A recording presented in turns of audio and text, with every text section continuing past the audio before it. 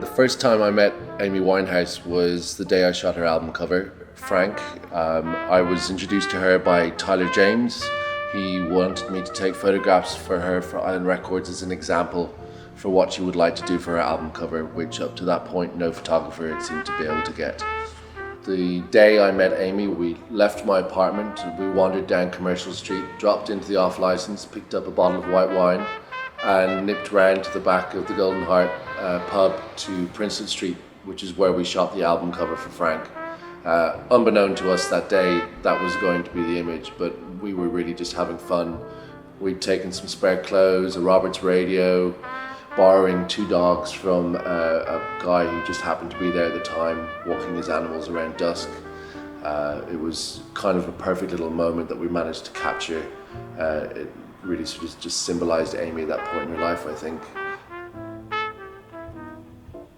Shortly after I'd shot that run reel of film with Amy, I got a phone call from Nick Szymanski at 19 Management asking me to work on the inlay for the album.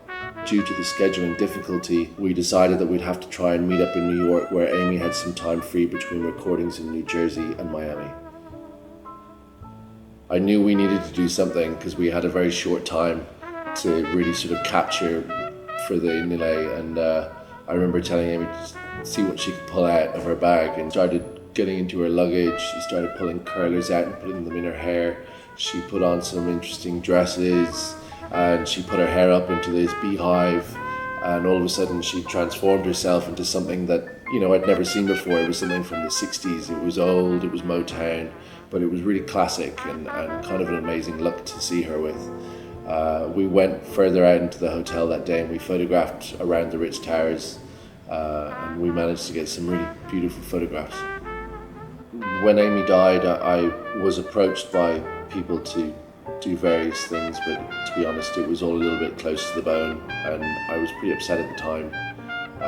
I really didn't want them to be used commercially, and it felt wrong. It felt like an invasion of a private moment that we'd had when we were younger, all of a sudden being brought out into the open just because this awful thing had happened, and I didn't really want them to come to light that way, so I held on to them.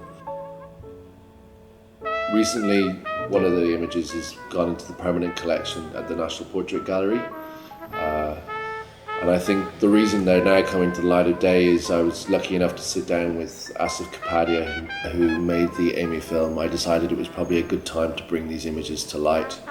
From his own comments on my work, I realized that they weren't just a special memory for me to hold on to. They were really beautiful images that everyone should see and everyone should experience. They're an important part of her life, where she's transforming from being this young girl into a recording artist. She's just about to release her first album. She's experiencing brand new things for the first time, and I think this small photographic moment captures that. And I think it's important. I think everyone should see it. And I think everyone should be able to smile and remember Amy the way that I do.